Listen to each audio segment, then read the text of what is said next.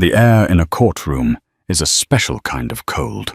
It doesn't just chill your skin, it seeps into your bones, carrying the weight of broken promises and shattered futures. For Olivia Reed, 8 months pregnant and utterly alone. That cold was a physical thing. A block of ice pressing against her chest. Across the aisle, her husband, Nathaniel, a man who once promised her the world, sat with his arm draped casually around the shoulder of his mistress.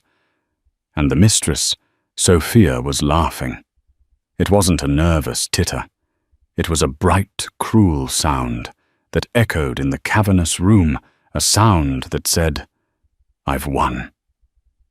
But the heavy oak doors of the courtroom were about to swing open, and a woman in a steel-grey suit would walk in, changing the sound of that laughter into a choked gasp of disbelief. The end of Olivia and Nathaniel Reed's marriage didn't come with a bang, but with the quiet, insistent buzz of a second phone. It was a sleek black burner phone, hidden deep within a box of old tax records in the back of Nathaniel's home office closet. Olivia had been looking for a document for their mortgage refinance, a mundane task for a life she believed was beautifully, perfectly mundane. They had it all, or so the world saw. The sprawling, modern home in the Seattle suburbs with its floor-to-ceiling windows overlooking Lake Washington. Nathaniel's booming success with his logistics software company, Viridian Dynamics, and the most precious project of all, the baby boy, growing steadily beneath her heart. Their life was a carefully curated masterpiece. Dinners with influential people, charity galas where their donations were announced to polite applause, and weekends spent sailing on the Puget Sound. Nathaniel was charming, ambitious, and devastatingly handsome. He was the man who could command a boardroom with a soft-spoken word, and who until recently had looked at Olivia as if she were the sole source of light in his world. He would trace the swell of her belly at night, whispering names for their son, plans for his future, promises of a love that would last an eternity. The buzzing of that phone was a discordant note in their symphony. Curiosity, a prickling, unwelcome sensation, compelled her to answer. A woman's voice, husky and impatient, was on the other end. "Nate, darling, are you still stuck in that meeting? I've got the champagne on ice at the Fairmont. Don't keep me waiting too long." The line went dead. Olivia stood frozen, the cold plastic of the phone slick in her palm. Nate. No one called him Nate, except for a select few from his college days. And the Fairmont was where he claimed to have a week-long conference. He was attending a conference she now knew was a lie. The name on the text chain that filled the screen was Sophia. The messages were a brutal graphic archive of a 2-year affair.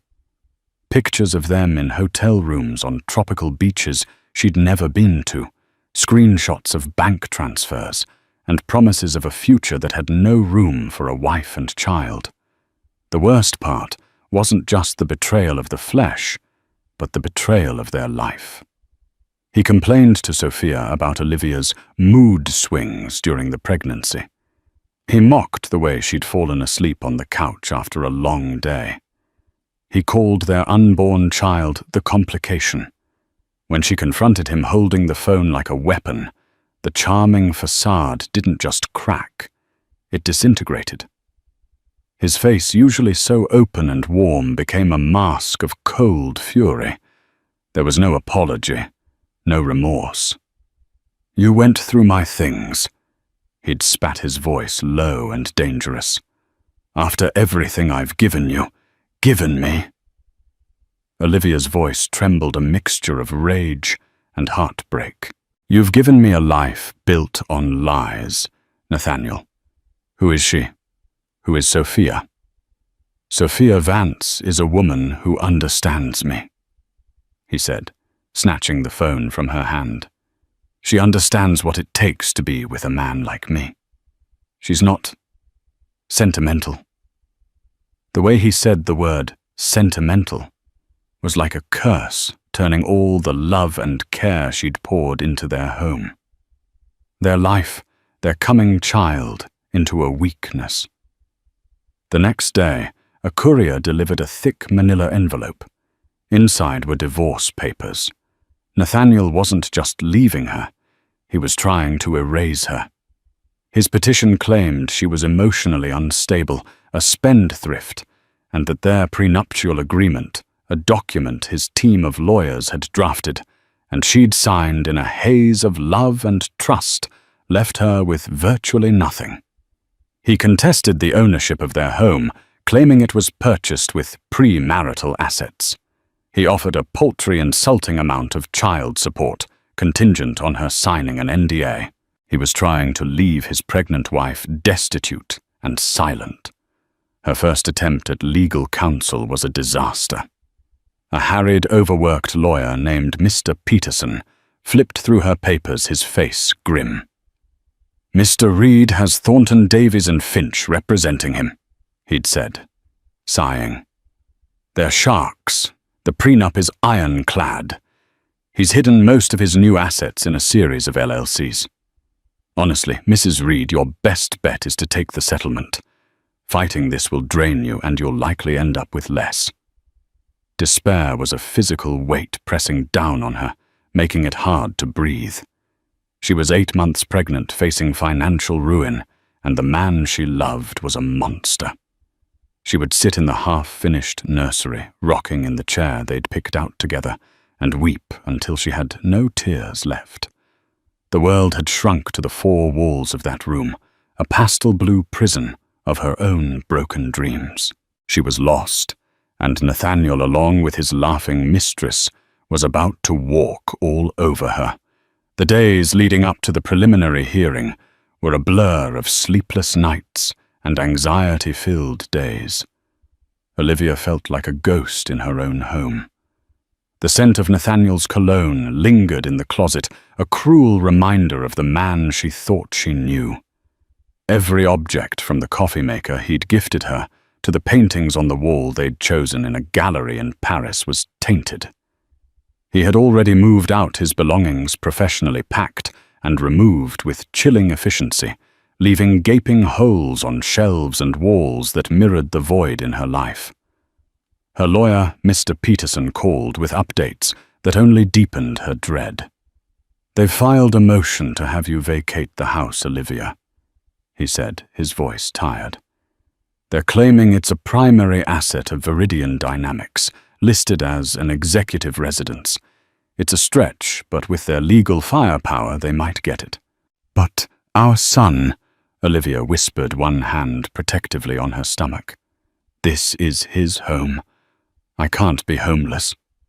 "We'll fight it," Mr. Peterson said, though he sounded anything but confident. "Just be prepared for a tough day in court." Olivia's support system was small. Her parents had passed away years ago, and her closest friend, Jessica, lived across the country in New York. They spoke every night, Jessica's fiery indignation, a small comfort in the suffocating silence. "This is insane, Liv," Jessica fumed over the phone. "He can't do this. There has to be someone who can fight these people. Peterson sounds like he's already surrendered." "No one wants the case," Olivia admitted, her voice hoarse. "Nathaniel's firm has a reputation. They bury people in paperwork and legal fees.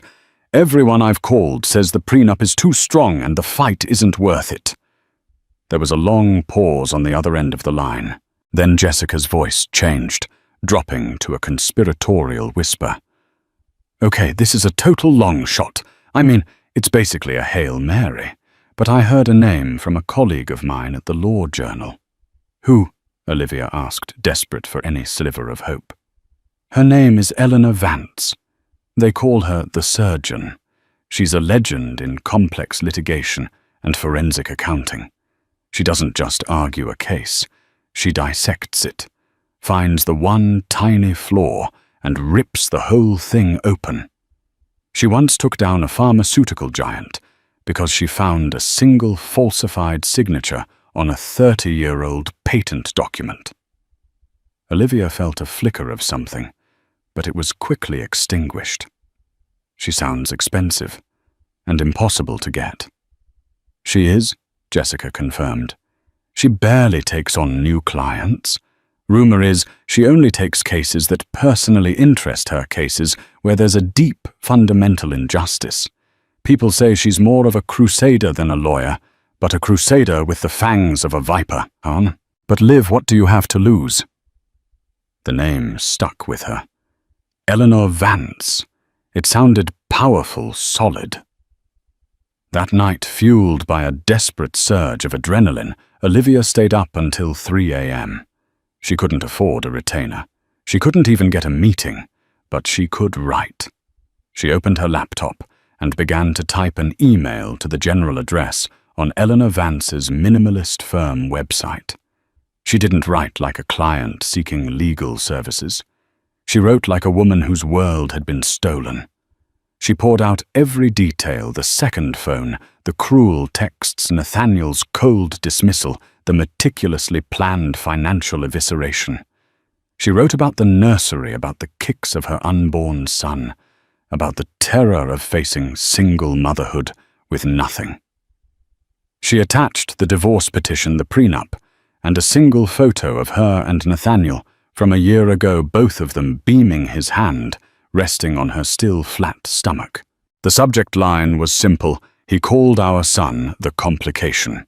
She pressed send and felt a profound emptiness.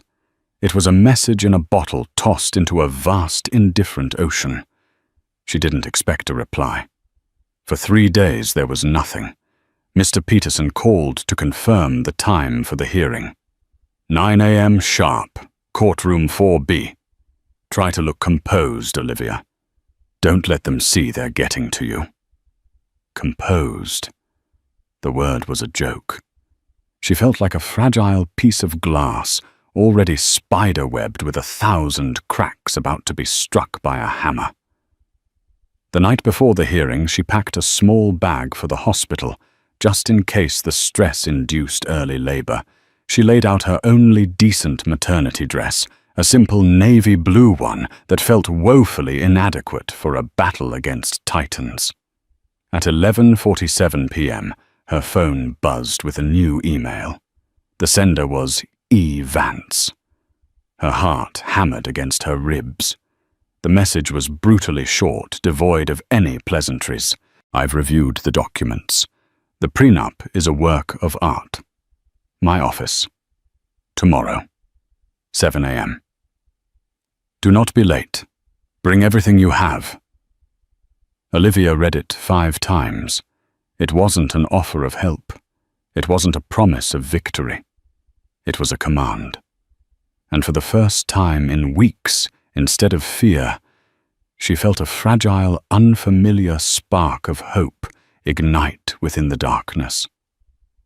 The King County Courthouse was a monument of grey stone and imposing columns designed to make the individual feel small and insignificant. On this Tuesday morning, it was succeeding brilliantly. Olivia, clutching a worn leather satchel containing every financial document she owned, felt her resolve crumbling with every step up the granite staircase. Her 7 a.m. meeting with Eleanor Vance had been as intimidating as the email. The office was a study in stark minimalism, concrete floors, glass walls, and a single formidable black desk. Eleanor Vance was older than Olivia had imagined, perhaps in her late 50s, with sharp, intelligent eyes that seemed to see right through her.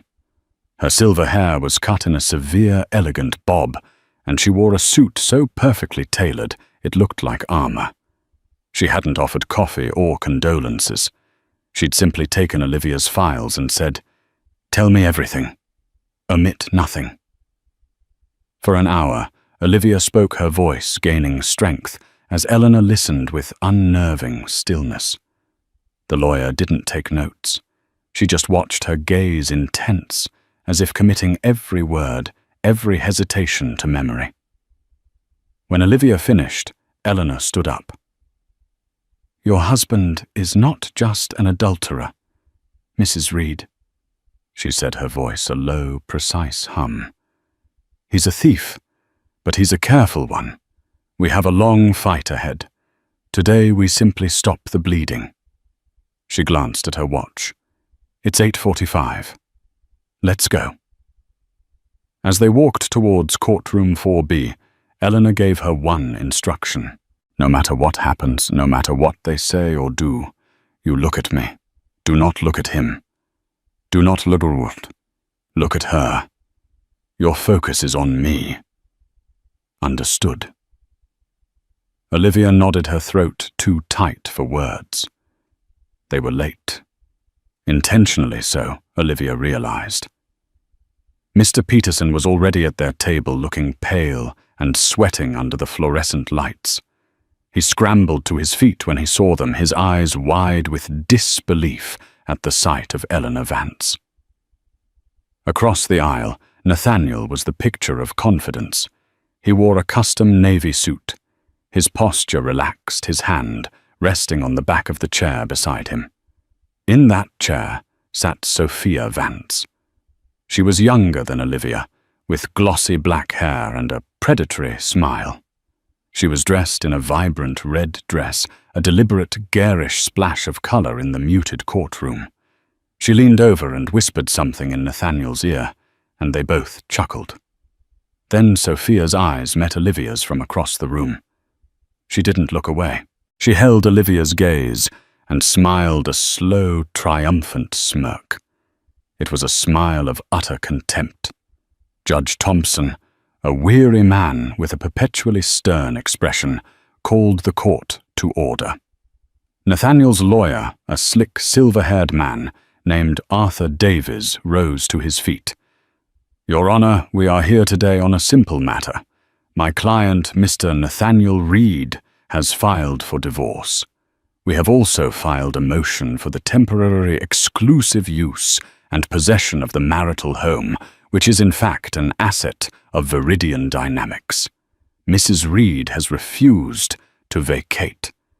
As he spoke, Sophia leaned towards Nathaniel again, her red-painted lips close to his ear. A bright, cruel laugh escaped her. It wasn't loud, but in the tense silence of the courtroom, it cut through the air like a shard of glass. It was the sound of victory, of humiliation, of a woman who believed she held all the cards. Olivia flinched the sound of physical blow. Her eyes filled with tears and her gaze instinctively darted toward Nathaniel. But then she remembered the command. "Look at me." She forced her head to turn her tear-filled eyes, meeting the cool, steady grey of Eleanor Vance's. Eleanor gave a barely perceptible nod, a silent command to hold fast.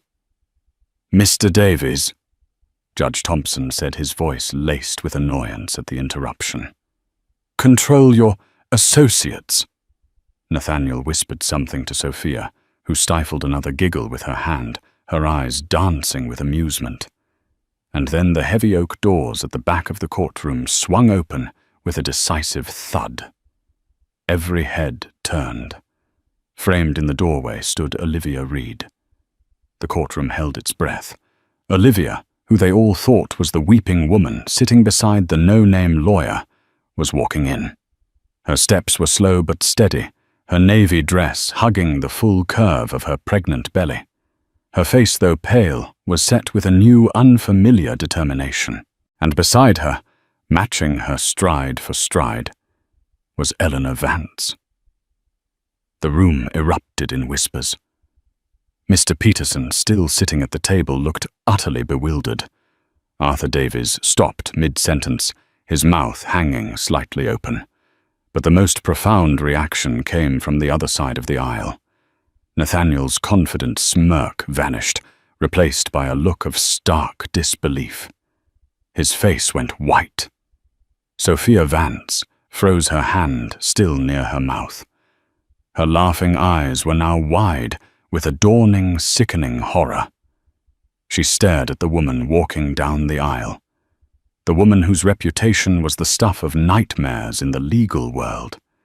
And she stared at the woman whose last name was the same as her own. Eleanor Vance walked to the plaintiff's table, placing a hand on Olivia's shoulder in a gesture of both support and possession. She then addressed the utterly baffled judge. "Your Honor." Her voice was calm, clear, and cut through the murmuring like a scalpel. "My apologies for the theatricality. My client, Mrs. Olivia Reed, and I are now present. Please strike the appearance of Mr. Peterson. I am Eleanor Vance, and I will be representing Mrs. Reed in this matter." She turned her head slowly, her gaze sweeping past Nathaniel and landing squarely on the woman in red. For the first time, a flicker of emotion crossed Eleanor's face, a cold, hard glint of disdain. "And I see," she said, her voice dripping with ice, "that my little sister is keeping interesting company." Sophia Vance's face crumpled. The laughter was gone. In its place was pure, unadulterated fear. The game had just changed, and she was no longer a player. She was the target. The silence in Judge Thompson's courtroom was absolute. It was as if Eleanor Vance's words had sucked all the air from the room. Arthur Davies, Nathaniel's high-priced lawyer, looked as if he'd been struck by lightning. He opened his mouth, then closed it again, his usual glib confidence completely deserting him. Nathaniel's face was a mask of chalky white, his eyes darting from the imperious woman standing before the bench to the terrified face of his mistress, Sophia. Sophia looked physically ill. The vibrant red of her dress now seemed garish and desperate. The family connection, a secret she had presumably kept from Nathaniel, was now laid bare in the most public and damaging way possible. Her own sister, the legendary legal mind she had likely bragged about in private, was now her enemy. Judge Thompson was the first to recover.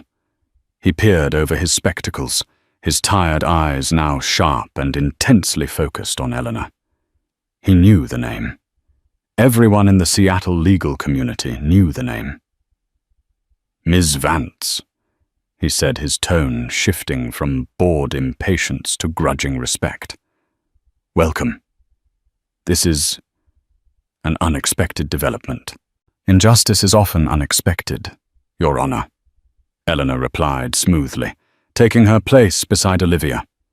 She arranged a single slim file on the table before her. "Mr. Davies was making a motion regarding my client's home. I'd like to address it."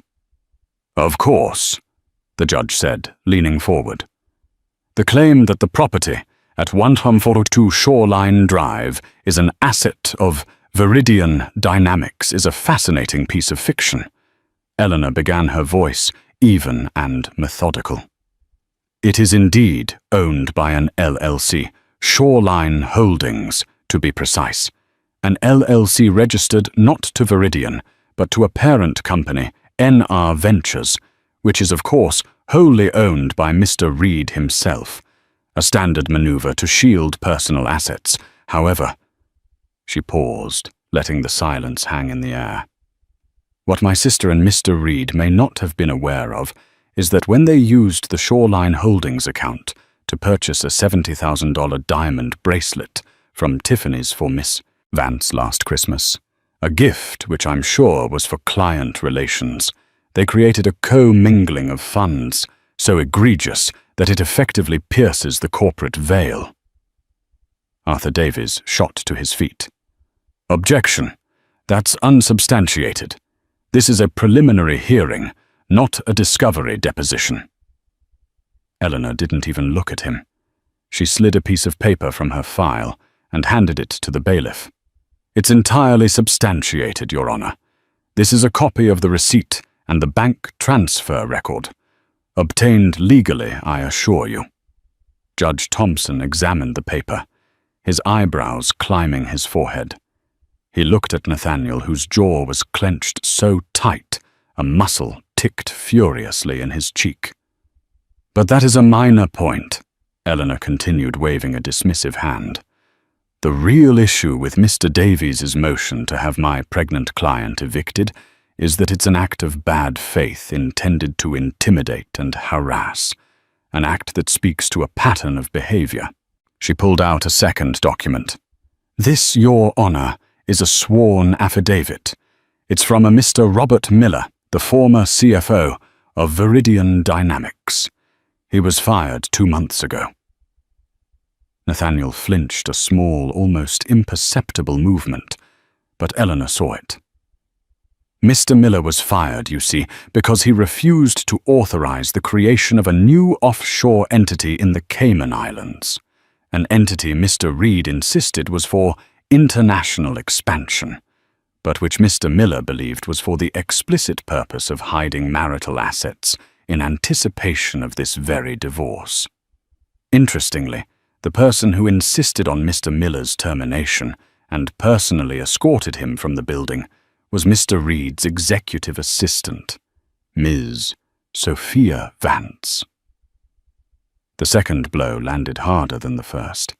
It connected the affair directly to corporate malfeasance and a conspiracy to commit fraud against Olivia. It was no longer just a messy divorce. It was potentially criminal. "Objection," Davies almost shouted, his voice cracking. "This is slander hearsay." "We have no knowledge of this affidavit." "You do now," Eleanor said coolly, passing a copy to him. His hands trembled slightly as he took it. "We are filing a temporary restraining order, Your Honor, to freeze all personal and corporate assets of both Mr. Reed and NR Ventures, pending a full forensic audit. We believe Mr. Reed has systematically defrauded my client for years, using his company as a personal piggy bank with the active participation of his mistress." The judge looked from the affidavit to Nathaniel, his expression now one of open disgust. Nathaniel Reed had walked into this courtroom a powerful man, expecting to crush his emotionally distraught wife. In the span of 10 minutes, Eleanor Vance had reframed him as a common thief and a conspirator with his lover as his accomplice. "Mr. Davies," Judge Thompson said, his voice dangerously low, "in light of this information, your motion to evict a heavily pregnant woman from her home is not only denied, it's offensive. I'm granting Ms. Vance's motion for a temporary asset freeze effective immediately. A hearing on the matter will be scheduled for 2 weeks from now. I suggest you get your client's affairs in order. And, Mr. Reed," he added, his gaze like chips of ice, "I would strongly advise against any contact with your wife or any potential witnesses in this case." He banged the gavel, the sound echoing the finality of a coffin nail being hammered into place. Court was adjourned. Nathaniel sat frozen in his chair, his face ashen. Arthur Davies was frantically whispering to him, but he didn't seem to hear. His eyes were fixed on Olivia. For the first time, he wasn't looking at her with contempt or pity, but with something that looked terrifyingly like fear. Sophia was already on her feet, gathering her purse, her movements jerky and panicked. She didn't look at Nathaniel. She looked at her sister. Eleanor met her gaze with a look of pure, unadulterated ice. There was no family there, no shared history, only the cold promise of a reckoning. Sophia turned and practically fled the courtroom. Eleanor placed a gentle hand on Olivia's arm. "The first cut is the deepest," she murmured for Olivia's ears only. "Now they will bleed." Olivia looked down at her hands, which were steady for the first time in weeks. The cold dread that had been her constant companion was gone, replaced by the warmth of a fire just beginning to burn. The 2 weeks between the hearings were a whirlwind of legal activity. Eleanor Vance's office became Olivia's sanctuary and war room. The glass walls were soon covered in whiteboards, detailing complex webs of shell corporations, offshore accounts, and suspicious transactions. Eleanor and her team of forensic accountants, a group of sharp, relentless individuals who seemed to subsist entirely on caffeine and a thirst for justice, worked around the clock. They were not just lawyers.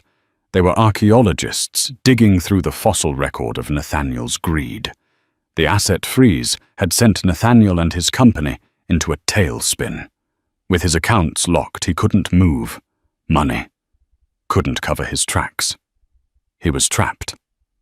The discovery process began, and Eleanor was merciless. The deposition of Nathaniel Reed was a masterclass in psychological demolition. It took place in a sterile conference room in Eleanor's firm. Nathaniel arrived with Arthur Davies, trying to project an aura of bored indignation, as if this were all a trivial annoyance. "Mr. Reed," Eleanor began, her voice deceptively mild, "let's talk about a property. Your company, Viridian Dynamics, leases in Aspen, Colorado. A ski chalet. Can you tell me its business purpose? It's for executive retreats and high-value client entertainment," Nathaniel answered smoothly, reciting a well-rehearsed line. "I see," Eleanor said, sliding a photograph across the table. It was an Instagram post from a private account. The account belonged to Sophia. The photo showed her and Nathaniel wrapped in ski gear, kissing in front of a roaring fire. The chalet was unmistakably the one in question. The caption read, "My king, treating me to a private getaway. Best life, love." The post was dated during a week Nathaniel had told Olivia he was at a tech symposium in Berlin. Nathaniel's composure cracked. "My personal life is not relevant to this case." "Your personal life became relevant when you started funding it with corporate assets that are 50% my client's marital property. Mr. Reed," Eleanor countered, her voice hardening. "This chalet, leased for $20,000 a month by Viridian, was used as your personal love nest. Shall we go through the catering receipts? The private ski instructor you hired for Miss Vance. The case of Dom Perignon, charged to the corporate account as office supplies. For 6 hours, she dismantled him, piece by piece. Every lie he had ever told, every dollar he had tried to hide, was brought into the harsh light of the deposition room. She presented flight manifests, showing him and Sophia flying first class to the Maldives on the company dime. She produced credit card statements detailing thousands of dollars spent at Cartier Chanel and Hermes, all for Sophia, all classified as business development expenses. Next was Sophia's deposition. She arrived trying to look like a victim, dressed in a conservative grey suit, her demeanor subdued. She attempted to paint herself as a naive young employee, swept up by a powerful, charismatic boss. "I loved him," she said, dabbing at a dry eye with a tissue. "I thought he was going to leave his wife. He told me their marriage was over long before I came along." Eleanor let her speak, her expression unreadable. When Sophia was finished with her soliloquy, Eleanor leaned forward.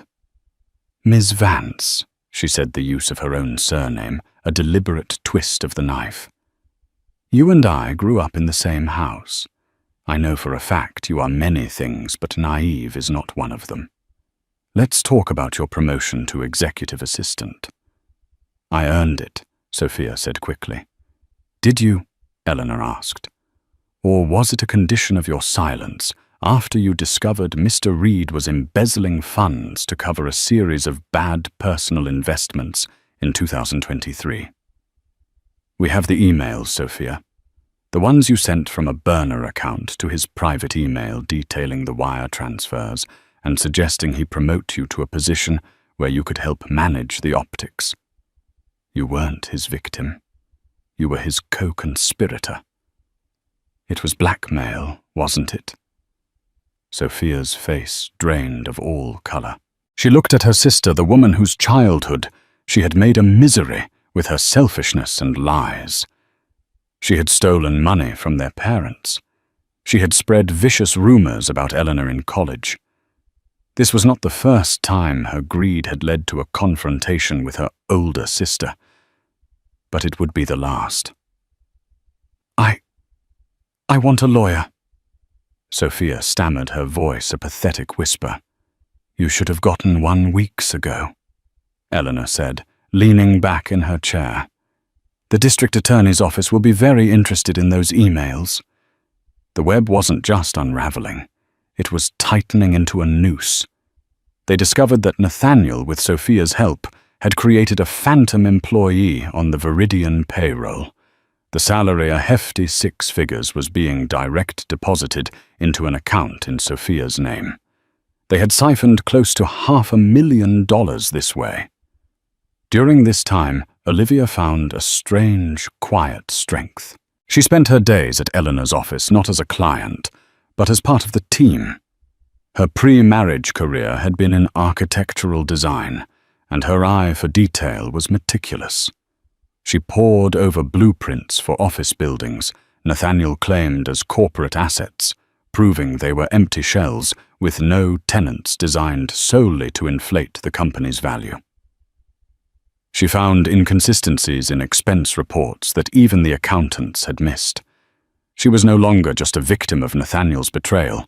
She was an active architect of his downfall.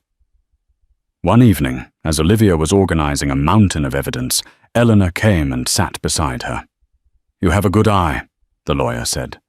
It was the closest she had ever come to a compliment. I just want this to be over. Olivia confessed, her hand resting on her belly. For him. I know, Eleanor said, her gaze softening for a moment. I took this case because of the letter you wrote. Because of the injustice, but also because of her. My sister has been a force of chaos her entire life, leaving wreckage in her wake. Our parents enabled her, cleaned up her messes. I cut her off years ago, but I see now that was a mistake. I just allowed her to find a bigger mess to make. This time the wreckage stops with her. You and your son deserve a clean slate. It was a glimpse behind the armor, a shared moment of understanding between two women, bound together by the destructive actions of others. The battle was far from over, but for the first time, Olivia knew with absolute certainty that they were going to win. The mountain of evidence compiled by Eleanor's team was more like an avalanche waiting to happen. The initial divorce proceeding had morphed into a full-blown criminal investigation. The district attorney's office, armed with the sworn affidavit from the ex-CFO, and the damning emails Eleanor had uncovered, had opened a formal case against Nathaniel Reed and Viridian Dynamics for corporate fraud and embezzlement. Nathaniel was cornered.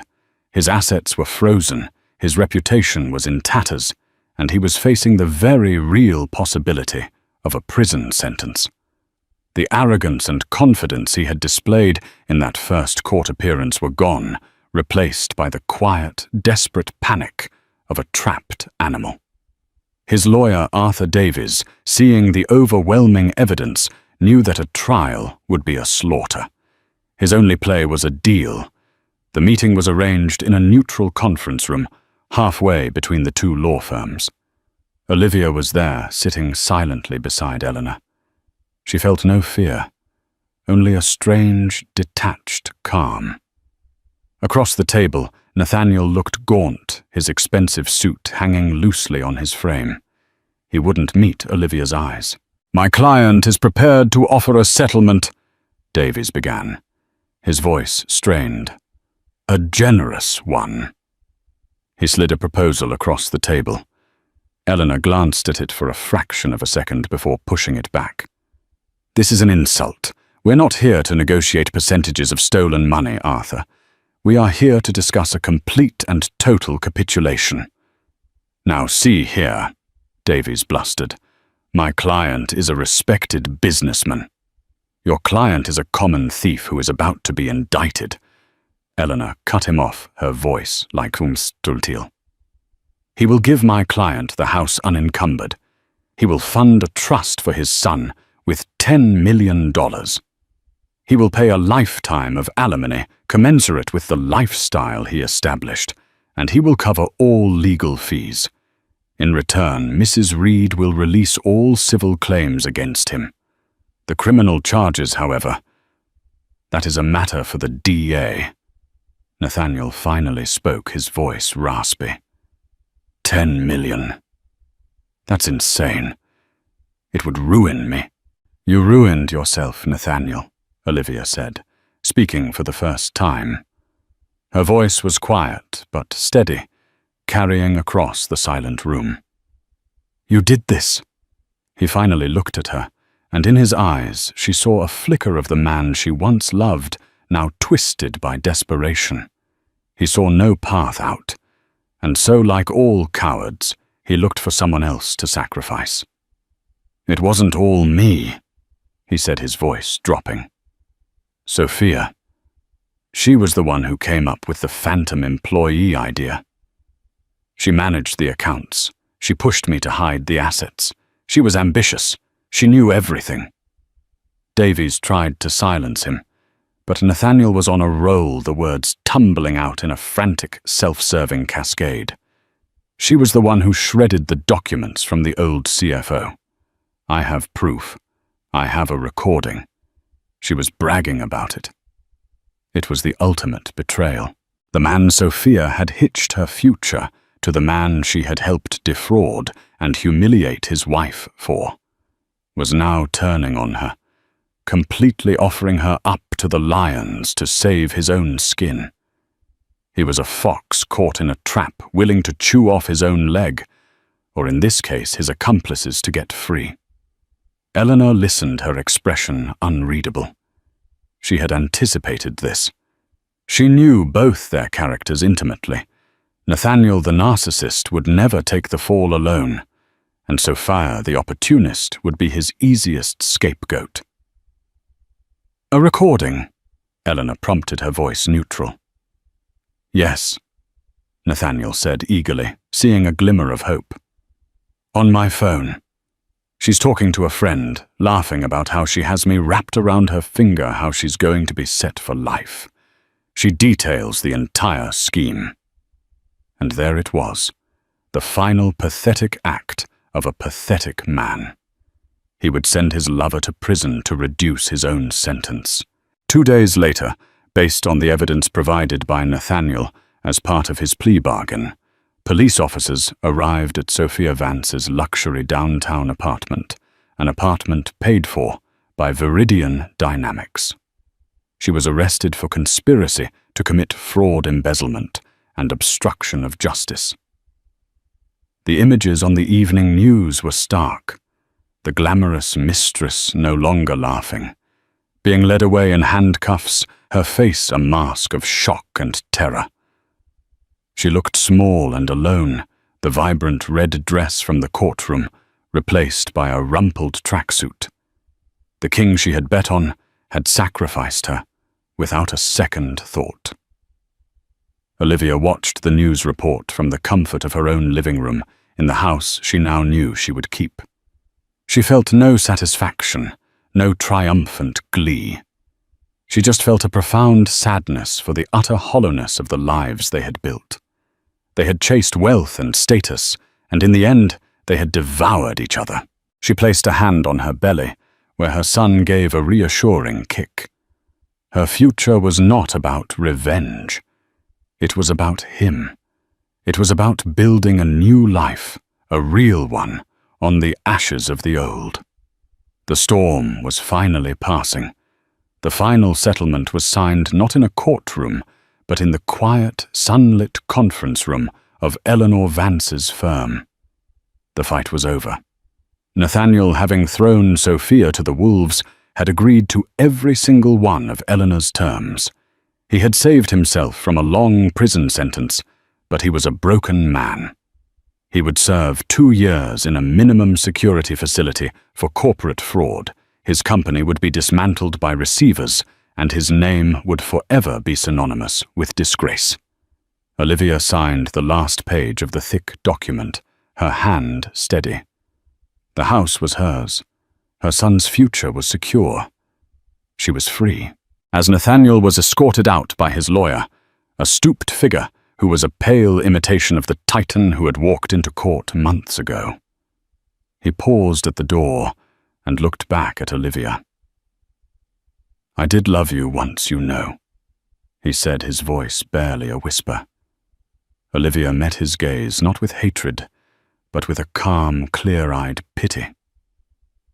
"The man I loved would never have done this, Nathaniel. That man has been gone for a very long time." He flinched, nodded once, and was gone. After the room had cleared, only Olivia and Eleanor remained. The late afternoon sun streamed through the glass walls, casting long shadows across the room. "It's done," Olivia said softly, the reality of it finally sinking in. "Yes, it is," Eleanor replied. She came over and stood by Olivia, looking out at the Seattle skyline. "Sophia took a plea deal. She'll serve 18 months. She testified against him, of course. A final fitting act of self-preservation." "Are you okay?" Olivia asked, sensing the complex emotions behind the lawyer's stoic facade. Eleanor was silent for a long moment. "My sister made her choices a long time ago," she said finally. "I have mourned the loss of her for years. What I did was not for me or even against her. It was for the principle of the matter. People like Nathaniel and Sophia believe the rules don't apply to them.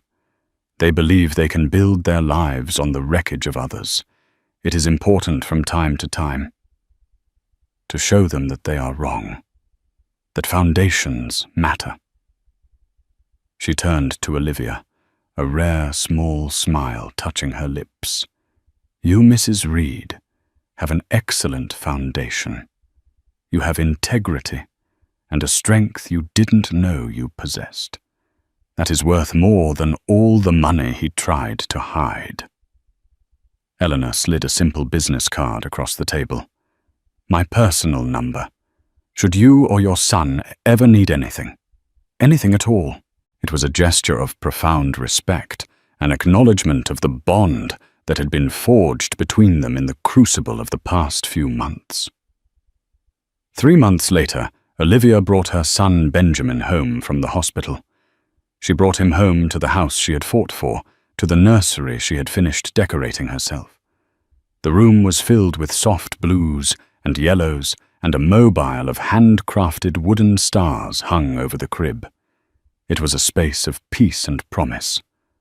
Holding her sleeping son in her arms, she stood by the large window overlooking the lake. The water was calm, reflecting the vast open sky. The past year had been a tempest, a storm that had torn her life down to its studs. But now, standing here, she realized it had also cleared away all the lies, all the illusions. She was not the naive, trusting woman she had been.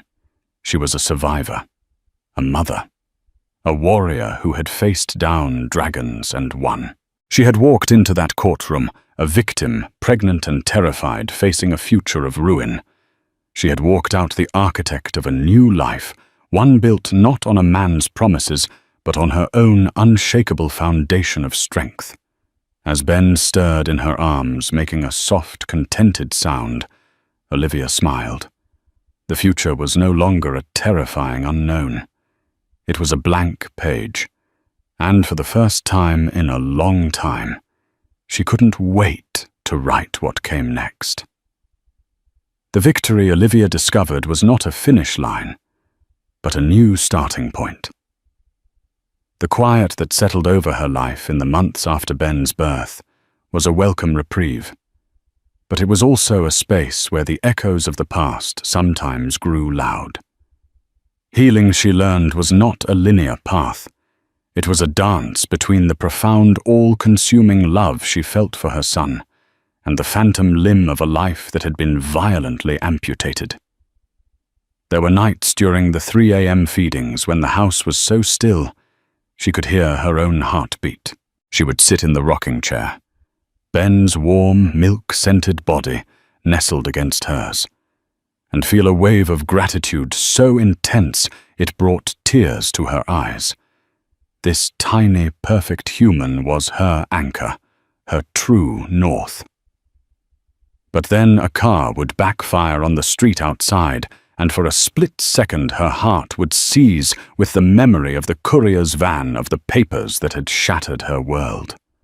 The trauma had left hairline fractures on her soul, invisible to the eye, but still tender to the touch. She was slowly reclaiming the house. The home office, once Nathaniel's domain of power and deceit, had been the hardest part. For weeks she kept the door closed. One day, fueled by a surge of resolve, she'd opened it, the scent of his expensive leather chair and faint cologne still clinging to the air. She spent the next 2 days methodically dismantling it. She donated the furniture, tore out the heavy mahogany bookshelves, and had the room repainted in a soft, calming shade of cream. It sat empty for a month, a blank canvas, its ghosts exorcised. Her relationship with Eleanor Vance evolved in unexpected ways. The fierce lawyer, who had surgically dismantled her enemies, became a quiet, almost grandmotherly presence in her life. Eleanor sent a ridiculously lavish gift when Ben was born, a first-edition set of classic children's books, bound in blue leather. 2 months later she called. "I find myself with an unscheduled afternoon, Olivia," she'd said, her voice retaining its usual precision. "I'd like to see the dividend on our investment." Eleanor arrived not in a power suit, but in tailored grey slacks and a cashmere sweater, looking more like a university professor than a legal shark.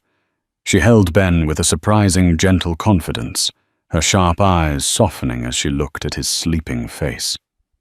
"He has your resilience," Eleanor observed, handing him back to Olivia. "You can see it in his brow. He won't be easily trifled with." They sat in the living room, the one Olivia had fought to keep, and drank tea. Eleanor's gaze drifted towards the empty room down the hall. "The office?" she asked. "I cleared it out," Olivia said. "I'm not sure what to do with it yet." "What did you do before all this?" Eleanor asked, though Olivia knew she already had the answer. "I was an architect," Olivia replied, the words feeling foreign. "Residential design. I haven't picked up a pencil in almost 2 years. A foundation is a difficult thing to build," Eleanor said, her eyes meeting Olivia's. "It requires a clear vision of what you want the structure to withstand. You've just survived a Category 5 hurricane, Olivia. It's natural to be hesitant about drawing new blueprints, but you must. A life cannot be lived in an empty room." The conversation stayed with Olivia, turning over and over in her mind. That evening, after putting Ben to bed, she retrieved a portfolio from deep within her closet. She unzipped it, the smell of graphite and paper, a welcome nostalgia. Her old drawings were inside, filled with light and clean lines. For the first time in a long time, she felt a flicker of her old self. The woman who existed before the titles of wife and victim had been forced upon her. A week later, a letter arrived. It was postmarked from a federal correctional institution. The handwriting was neat, familiar, and utterly chilling. It was from Nathaniel. Her first instinct was to burn it. Her second, born of a need for finality, was to read it. She waited until Ben was asleep, then sat at her kitchen island, the single sheet of paper trembling in her hand. It was not the letter of a remorseful man. It was a masterpiece of self-pity and subtle manipulation. He wrote of the loneliness of his cell, of the injustice of his sentence when so many others do worse. He wrote about Sophia, calling her a poison that had infected his judgment. He claimed to think of Olivia and his son every day. He ended by saying he hoped one day she could find it in her heart to forgive him not for him, but for her own peace. The words were designed to make her feel guilty, to position him as a fallen man worthy of her sympathy. A year ago it might have worked, but the woman reading the letter was not the same one he had married. She saw every calculated phrase, every attempt to shift blame. He wasn't sorry for what he did. He was sorry he got caught. She read it once, then a second time, feeling the last vestiges of his power over her turn to ash. He was an echo, a ghost story she would one day tell her son about the importance of character and integrity.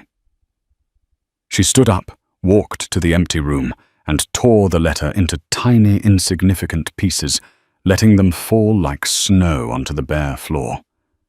Then she went back to her portfolio. She pulled out a fresh sheet of vellum, a ruler and a pencil. As the moon cast a silvery glow across the floor, she began to sketch. She designed a large drafting table to sit where his desk once was. She drew floor-to-ceiling shelves for books on design and art, not law and finance. She drew a small playpen for Ben in the corner, bathed in the light from the window. She was drawing a room not just for her work, but for her life. A space where a mother could also be a creator, where a survivor could be a visionary. She was drawing her new foundation, and this time she was the sole architect. That's the incredible story of Olivia Reed, a woman who turned her deepest betrayal into her greatest victory. It's a powerful reminder that true strength isn't about never falling. It's about how you rise. When faced with public humiliation and financial ruin, Olivia discovered a resilience she never knew she had, proving that integrity and courage are weapons that even the most powerful bullies can't defeat. Her journey from a heartbroken wife to a triumphant mother is a testament to the enduring power of the human spirit. If Olivia's story of justice and empowerment resonated with you, please show your support by hitting that like button and sharing this video with someone who might need to hear it. Don't forget to subscribe and turn on notifications so you won't miss our next real-life drama. What part of Olivia's story moved you the most? Let us know in the comments below.